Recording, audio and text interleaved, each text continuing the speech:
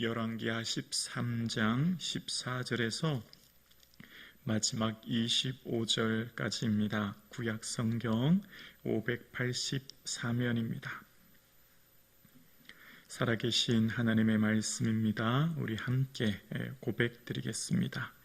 엘리사가 죽을 병이 들매 이스라엘의 왕 요아스가 그에게 내려와 자기의 얼굴에 눈물을 흘리며 이르되 내 아버지여 내 아버지여 이스라엘의 병고와 마병이여 하매 엘리사가 그에게 이르되 활과 화살들을 가지고 오소서 하는지라 활과 화살들을 그에게로 가져오매 또 이스라엘 왕에게 이르되 왕의 손으로 활을 잡으소서 하매 그가 손으로 잡으니 엘리사가 자기 손을 왕의 손 위에 얹고 이르되 동쪽 창을 여소서 하여 곧 열매 엘리사가 이르되 쏘소서 하는지라 곧 쏘매 엘리사가 이르되 이는 여호와를 위한 구원의 화살 곧 아람에 대한 구원의 화살이니 왕이 아람 사람을 멸절하도록 아벡에서 치리이다 하니라. 또 이르되 화살들을 집으소서 곧 집음에 엘리사가 또 이스라엘 왕에게 이르되 땅을 치소서 하는지라. 이에 3번 치고 그친지라. 하나님의 사람이 노하여 이르되 왕이 6번 칠 것이니이다. 그리하였더라면 왕이 아람을 진멸하기까지 쳤으리이다. 그런즉 이제는 왕이 아람을 3번만 치리이다 하니라. 엘리사가 죽으니 그를 장사였고 해가 바뀜에 모압 도적대들이 그 땅에 온지라. 마침 사람을 장사하는 자들이 그 도적대를 보고 그의 시체를 엘리사의 묘실에 들이던짐에 시체가 엘리사의 뼈에 닿자 곧 회생하여 일어섰더라. 요아스 왕 시대에 아람 왕 하사엘이 항상 이스라엘을 학대하였으나 여호와께서 아브라함과 이삭과 야곱과 더불어 세우신 언약 때문에 이스라엘에게 은혜를 베풀며 그들을 불쌍히 여기시며 돌보사 멸하기를 즐겨하지 아니하시고 이때까지 자기 앞에서 쫓아내지 아니하셨더라. 아람 왕 하사엘이 죽고 그의 아들 베나다시 대신하여 왕이 되매 요아스의 아들 요아스가 하사엘의 아들 베나닷의 손에서 성읍을 다시 빼앗았으니 이 성읍들은 자기 부친 요아스가 전쟁 중에 빼앗겼던 것이라. 요아스가 베나닷을 3번 쳐서 무찌르고 이스라엘 성읍을 회복하였더라. 아멘.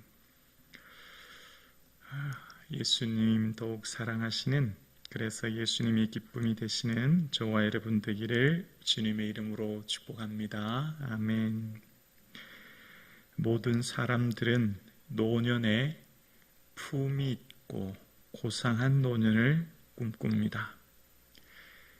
젊었을 때는 몰라도 나이가 많이 들어 이제 임종의 시간이 다가오면 조금 품이 있는 임종, 마지막을 맞이하기를 고대합니다. 인생에 있어서 주를 위해 헌신하고 믿음으로 살았던 우리의 삶도 마찬가지입니다. 노년에는 하나님의 주시는 건강함 속에 은혜 가운데 아름다운 노년을 모두가 다 꿈꾸고 바랍니다. 그런데 그 노년의 삶에 우리의 삶에 질병이 찾아오고 그 질병으로 말미암아 고통스럽게 임종을 맞으면 우리의 마음이 참 힘들고 어렵습니다. 오늘 본문 14절에 하나님의 사람 엘리사에 대한 기록을 이렇게 시작하는데요. 엘리사가 죽을 병이 들매로 14절은 시작합니다. 여러분, 엘리사는 어떤 사람입니까? 하나님의 선지자입니다. 두말할 것 없이 엄청난 능력을 일으킨, 죽은 수넴 여인의 아들을 살렸고 나아만 장군의 병을 향해 이야기했을 때 요단강에서 고침받게 하는, 정말 이 열왕기하를 지금까지 묵상하면서 10가지가 넘는 엄청난 기적들을 나타냈던 선지자, 대선지자입니다. 그런데 어떻게 해요? 죽을 병이라는 표현이 있습니다. 병 때문에 죽게 되었다는 거예요. 여러분 어떻습니까? 이게 쉽게 받아들여집니까? 이해가 됩니까? 저는 오늘 본문을 묵상하면서 어떻게 이럴 수 있지? 하나님께 쓰임받았던 선지자잖아요. 엄청난 기적을 일으켰던 하나님의 선지자가 병이 들었는데 죽을 병이래요. 그 병 때문에 죽게 된다는 거예요. 이게 쉽게 우리에게 와닿지 않습니다. 그러면서 다시 본문을 묵상하면서 또 깨닫는 것이 있어요. 우리 인생에 만난 장애 혹은 질병 혹은 고난이라고 하는 것, 이것은 우리의 믿음과 상관관계가 있지 않다는 거예요. 무슨 말이죠? 질병이 오면 우리는 이렇게 생각해요. 아, 내가 믿음이 부족해서 이런 일이 왔는가 보다. 아, 내가 무슨 큰 죄를 지어서 이런 일이 있는가 보다. 내게 하나님께서 나를 좀 덜 사랑하시는가 보다. 이런 생각이 들면서 왜 나에게 이런 일이라고 하면서 나에게 집중하게 되고, 그러면 실망하게 되고 우리 마음이 낙담하게 돼요. 그리고 때로는 이것 때문에 자책하기도 하고 우리 마음이 공허하기도 하고 어떨 때는 억울한 마음도 들어요. 내가 평생 주를 위해 헌신했는데 어떻게 하나님 나한테 이러실 수 있지? 이런 마음도 들기도 해요. 그러면서 오늘 본문을 묵상합니다. 엘리사가 어떤 사람입니까? 정말 능력을 일으켰던, 기적을 일으켰던 엄청난 하나님의 선지자 아닙니까? 그런데 그에게 병이 들었다는 건 뭘 말하고 있을까요? 아, 질병은 믿음이나 혹은 우리의 죄나 혹은 우리가 하나님의 사랑과 큰 관련이 없는 또 다른 하나님께서 일하시는 일임을 기억합니다. 여러분, 우리가 우리의 삶에 늘 의문이 고난의 문제 아닙니까? 질병, 장애, 사고 같은 고난의 문제가 늘 우리에겐 의문이에요. 그런데 이것들에 대해서 성경은 우리가 생각하는 것처럼 이것을 죄의 문제나 혹은 우리의 믿음의 문제나 혹은 이것을 우리의 삶의 하나님의 사랑의 문제로 얘기하지 않아요. 나면서부터 시각장애인 되어서 태어난 사람 있을 때 예수님께 물을 때 누구의 죄입니까? 물었을 때 예수님께서는 그 사람을 통하여 하시고자 하는 하나님의 일이 있다고 말씀하신 것처럼 오늘 엘리사의 죽을 병이 들매라고 하는 이 본문을 통해서 우리가 눈여겨볼 것은 이 병에 집중해야 될 것이 아니라 엘리사의 병이 들었을 때 이후에 엘리사를 통해 어떤 사역, 그 사명을 감당했는지에 대해서 포커스가 옮겨가야 되는 거예요.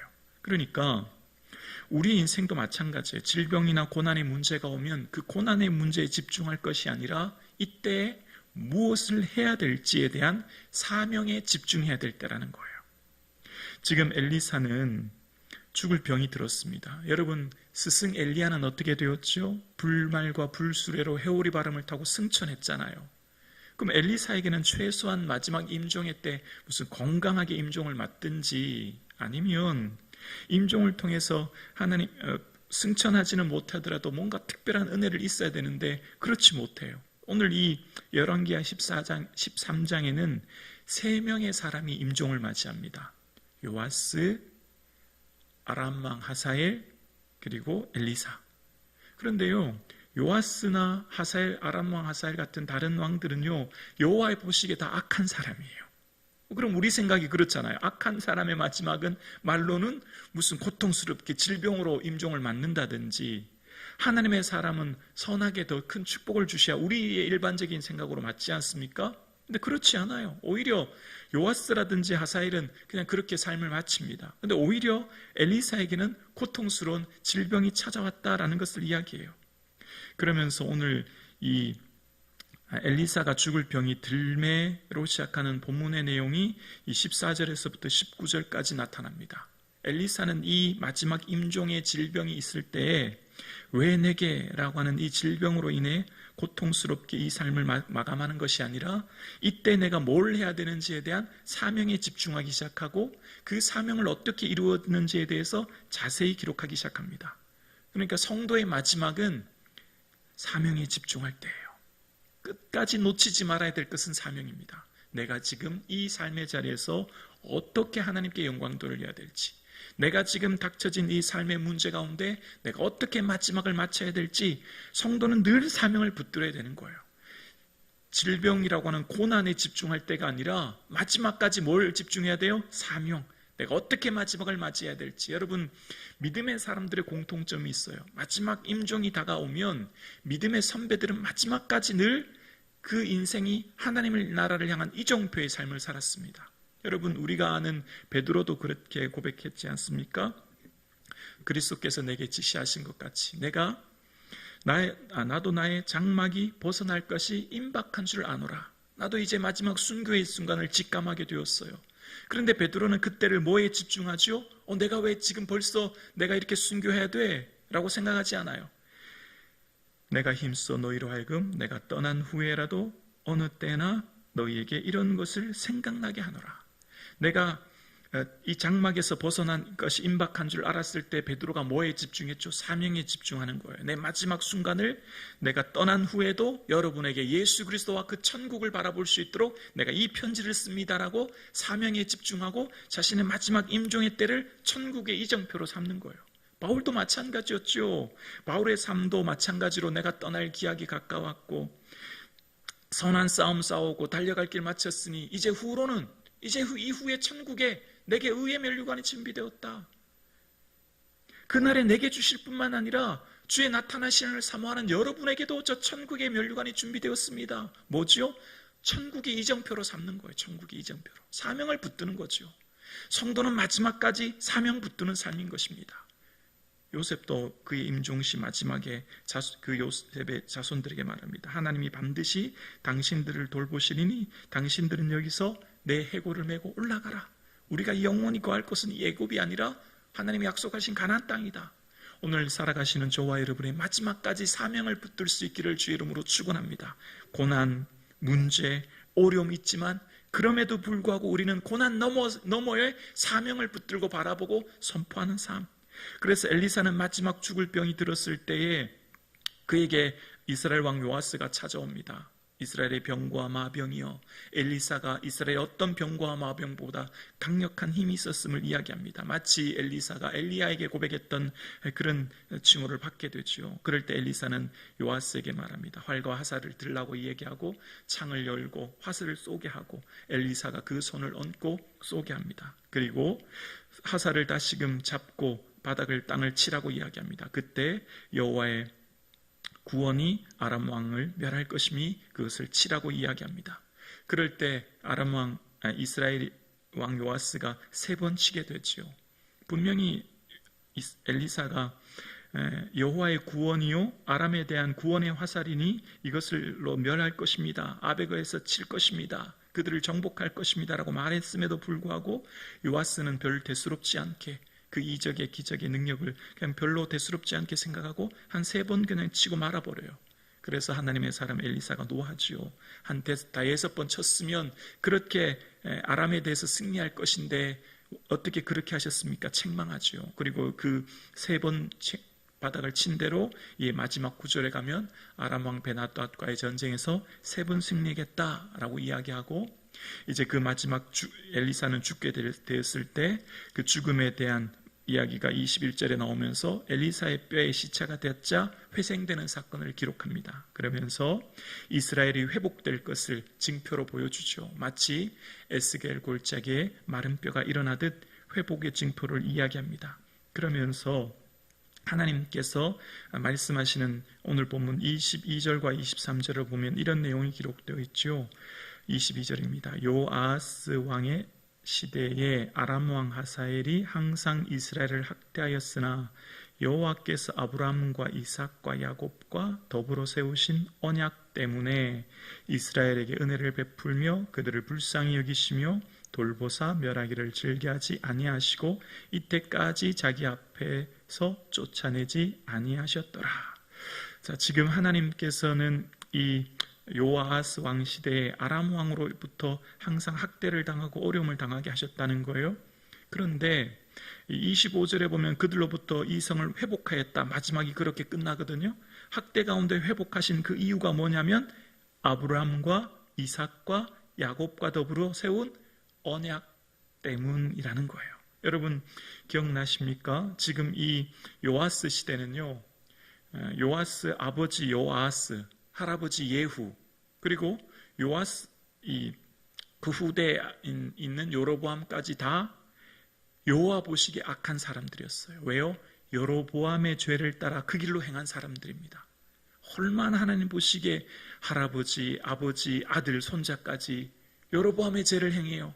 하나님 얼마나 속상하시겠어요. 그런데 하나님 참으시고 인내하시고 그들에게 또다시 은혜를 베푸세요. 23절에 보면 뭐라고 하냐면 세우신 언약 때문에 이스라엘에게 어떻게 하냐면 은혜를 베푸시고 그들을 불쌍히 여기시며 돌보사라고 이야기합니다. 은혜 베푸시고 불쌍히 여기시고 돌보신 이유가 뭐죠? 그들은 여전히 죄악 가운데 생활하고 여전히 여로보암의 그 길로 행하며 하나님 마음 아프겠는데 왜 그렇게 그들을 은혜 베푸시고 불쌍히 여기시고 돌보셨다고요? 왜 그들을 멸하기를 즐겨 아니하셨다고요? 언약 때문이래요. 언약. 누구와의 언약요? 아브라함과 이삭과 야곱의 언약이요. 그래서 하나님께서 아브라함에게 그가 99세 되던 해 아브라함에게 아브라함아 너 이제 아브라함이라고 하지 말고 아브라함이라고 해라. 너는 이제 열방의 아비가 될 거야 라고 하면서 이런 말씀을 하십니다. 창세기 17장 7절 말씀입니다. 9절 한번 보여주실래요? 내가 내 언약을 나와 너 및 내 대대 후손 사이에 세워서 나라고 하는 것은 하나님이죠. 하나님과 아브라함 그리고 누구예요? 그 후손 대대손손 언약을 세운다는 겁니다. 영원한 언약을 삼고 너와 내 후손의 하나님이 되리라. 아멘. 아브라함 내가 이제 낳는 그 내 후손을 통해 나와 너뿐만 아니라 내 후손 그 후손의 후손 천대까지 복을 줄게.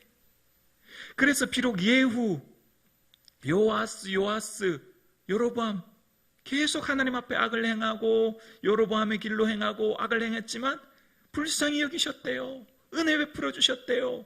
그들을 그가 살고 있는 곳에서 끝까지 돌보셨대요. 쫓아내기를 즐거워하게 하셨대요. 왜요? 언약을 기억하셨다는 겁니다.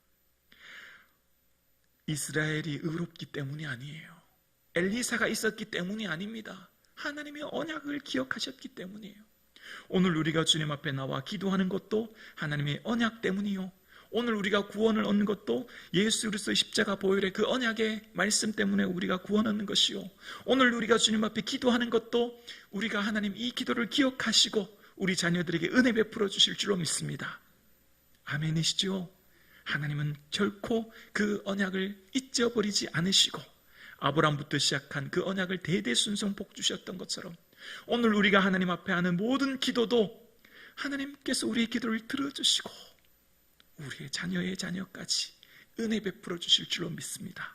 반드시 우리의 기도는 내 자녀의 자녀까지 이어져서 우리의 기도를 통하여 놀라운 은혜를 우리 후손들에게 천대까지 복을 주시는 은혜가 있을 줄로 우리는 반드시 믿습니다. 낙심하지 말고 기도하시는 저와 여러분 되기를 주님의 이름으로 축원합니다.